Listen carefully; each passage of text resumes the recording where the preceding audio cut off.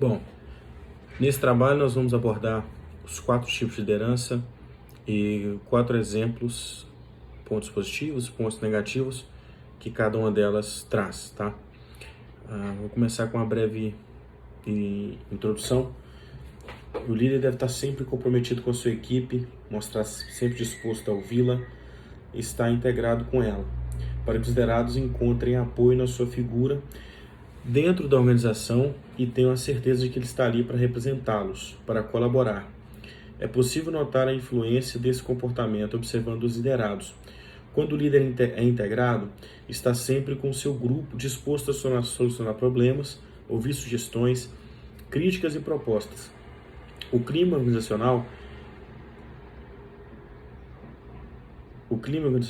está sempre, tende a ser melhor, já que os funcionários passam a trabalhar com mais motivação. Os resultados são melhores, os funcionários trabalham com mais vontade. Porém, quando o líder não demonstra preocupação com o que acontece com sua equipe, só sabe cobrar resultados, não sabe ouvir, usa somente a pressão e não o diálogo, acaba gerando um clima de insatisfação, desmotivação entre todos e assim prejudicando o alcance dos objetivos da organização. Tá? Os estilos de liderança. Nós temos a liderança autocrática, foco no chefe, leva os colaboradores com rédeas curtas, cobrando veementemente resultados, pressionando, não considerando suas sugestões e não permitindo que intervenham ou constem suas ações, e são uma das principais responsáveis pelo seu turnover e perda de grandes talentos profissionais. Justamente o turnover é isso, quando a empresa ela acaba trocando os seus funcionários constantemente, ou seja, o funcionário está ali, ele se sente insatisfeito, ele acaba saindo.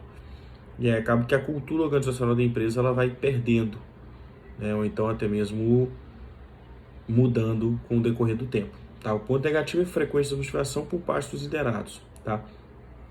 Já tem a segunda tipo de liderança, que é a liderança democrática. Inclui os seus liderados nas decisões, fazendo com que participem ativamente da construção de soluções e resultados. Pensa no bem-estar coletivo, em desenvolver seus profissionais e oferecer oportunidades reais de crescimento. Além disso, prioriza a qualidade de vida no trabalho, faz uma boa gestão do clima e contribui ativamente para que a equipe seja reconhecida e valorizada por seu empenho e dedicação na empresa. Pontos positivos: melhor clima organizacional, maior motivação, maximização de produtividade e menor rotatividade, que é o turnover, Já o ponto negativo é quanto a alguns pontos de hierarquia. Você acaba perdendo um pouco o controle às vezes, Já a liderança liberal, ela dá total liberdade à equipe e que está decidida por si só. Quais são os melhores caminhos e soluções para resolver os problemas da organização? Aqui o líder não é necessário, uma vez que esse modelo entende que os profissionais já são maduros suficientes e qualificados e capazes o suficiente de gerenciar o seu próprio trabalho sem a supervisão direta de alguém. Ponto negativo, maior liberdade. Ponto positivo, maior liberdade e autonomia. Ponto negativo, maior chance de ocorrer um relaxamento dos liderados, ou seja, aquelas pessoas não corresponderem com o pedido ou não entregarem prazo, justamente por não ter aquela figura de líder ali, nem que seja para colocar prazo ou estabelecer metas, objetivos, Então acaba tendo esse probleminha. E o quarto tipo de liderança é a liderança situacional, tá? Ela é completamente adaptativa, ou seja, de acordo com que as demandas vão surgindo, o líder ele vai abordando aquela situação de acordo com a necessidade do momento,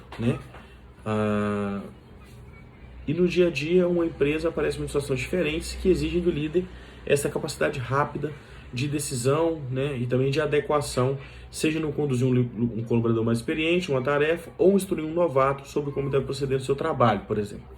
Os pontos positivos: a capacidade de se adaptar a qualquer situação e tomar melhores decisões para conduzir sua equipe. Aumento de foco, motivação e comunicação. Produtividade, satisfação por parte dos liderados, torna os processos mais rápidos, tá? Já nas situações, as situações de liderança no dia a dia. Situação autocrática: no certo mosteiro, foi preciso encontrar um novo guardião para substituir um que acabara de morrer. Foram então convocados todos os discípulos a determinar quem seria o novo sentinela. O mestre do mosteiro, com muita tranquilidade, chamou-os e lhes disse: assumirá o posto primeiro que resolver o problema que lhe vou apresentar. Então ele colocou uma mesinha magnífica no centro da enorme sala e que estavam reunidos, e sobre ela pôs um raríssimo vaso de porcelana com uma rosa amarela de extraordinária beleza, e apenas disse: aqui está o problema. Todos observaram aquela cena, o belíssimo vaso com a maravilhosa flor dentro. O que representaria? O que fazer? Qual o enigma? De repente, um discípulo sacou a espada, olhou para o mestre e para todos os companheiros, dirigiu-se ao centro da sala e zapt! Destruiu a mesa, o vaso e a flor com um só golpe. Então logo o discípulo retornou ao seu lugar e o mestre anunciou: muito bem, você será o novo guardião do mosteiro. Para resolver um problema, então, moral da história, é preciso antes identificá-lo, mas de nada adiantá-lo fazê-lo se não houver empenho em resolvê-lo. Pode ser bonito, feio, grande, pequeno, fácil ou difícil, mas é um problema, precisa ser resolvido. Para muitos líderes, identificar problemas significa buscar culpados, e com isso, sem perceber, acabam dedicando a maior atenção e foco ao problema do que à sua solução. Se, por exemplo, ao iniciar uma reunião para tratar de determinado problema, o líder pergunta por que esse problema aconteceu, na maior das vezes receberá boas desculpas e algumas respostas defensivas. Porém, se preferir iniciar essa mesma reunião com uma pergunta diferente, algo como: pessoal, o que nós podemos fazer para resolver esse problema e evitar que aconteça novamente? Provavelmente conseguirá resultados muito melhores, porque com essa simples pergunta o líder transmite às pessoas que está mais interessado com a ajuda de todos para solucioná-lo, do que ao invés de procurar culpados ou até mesmo determinar por que aquilo aconteceu, ou fazer uma caça às bruxas, digamos assim. Obviamente, em algum momento será preciso identificar a causa do problema, mas isso acontecerá de maneira natural, sem que seja necessário instituir justamente uma caçada ou até mesmo uma investigação para descobrir o que aconteceu. Já na situação de liderança democrática, André está trabalhando em uma empresa que realiza vendas via telefone, iniciou o processo de avaliação para alcançar o cargo de supervisor de vendas, líder. Sua equipe é composta por 15 profissionais de vendas, onde realizam as vendas via telefone. Eis que o gerente de vendas lhe pede o volume de vendas tem um aumento, pede que o volume de vendas tenha um aumento de 15% no dia. Porém, todos os 15 profissionais já estão na sua máxima capacidade produtiva. O líder promove uma pequena pausa para uma reunião e questiona se há a possibilidade de aumentar as vendas a partir de uma determinada estratégia. O líder confia na equipe e conhece o potencial de cada um. Sendo assim, decide traçar o caminho que a maioria da equipe decidiu tomar para aumentar o volume das vendas. Então, as pessoas tomam a decisão em conjunta de acordo com o que o líder informa. A gente tem essa ideia, essa. Qual vocês querem seguir, Já a situação de liderança liberal. Fernando está trabalhando no centro de Vila Velha em uma loja de calçados. O líder José já está no cargo faz 3 anos, porém houve troca de equipes nos últimos 4 meses. E desde então, José não tem analisado o desempenho de sua equipe e tem tido pouca comunicação com ela, se afastando do seu papel de liderança. Dessa forma, com pouco envolvimento, a equipe foi tomando seu rumo do jeito que queria, fazendo as tarefas sem supervisão e de qualquer maneira. Aqui não é bem uma situação de liderança liberal, não foi uma coisa deliberada, foi uma situação mais do acaso. Mas tem muitas empresas que acontecem isso. No acaso, acaba se tornando uma liderança liberal e tem aquelas que são por determinação mesmo. A gente vai trabalhar dessa maneira, tá? Já uma situação em que a liderança se torna mais de caso a caso ou situacional. Nos arredores de um formigueiro, formigas operárias estão em uma rota para levar folhas ao formigueiro, em fila a caminho do objetivo, porém uma folha muito grande cai no trajeto, atrapalhando as formigas a continuarem o percurso, fazendo com que todas entrem em desespero. Então o líder aparece para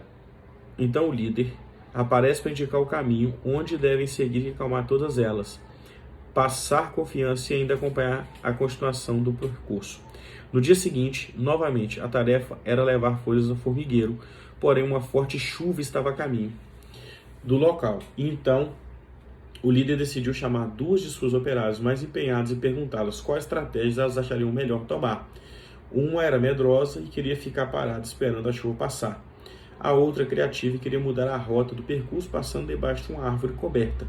Então o líder decidiu unir a decisão das duas formigas, esperar a chuva chegar, se abrigar no lugar coberto, esperar a chuva passar e logo em seguida ir por uma rota mais viável. Então aqui a gente tem um exemplo justamente de liderança situacional. No dia anterior caiu uma folha e eles tomaram uma iniciativa. No dia hoje, digamos assim, aconteceu uma situação com a chuva e aí foi usada mais a decisão democrática. Ouve-se a equipe, o que a equipe tem a dizer e aí é tomada a decisão.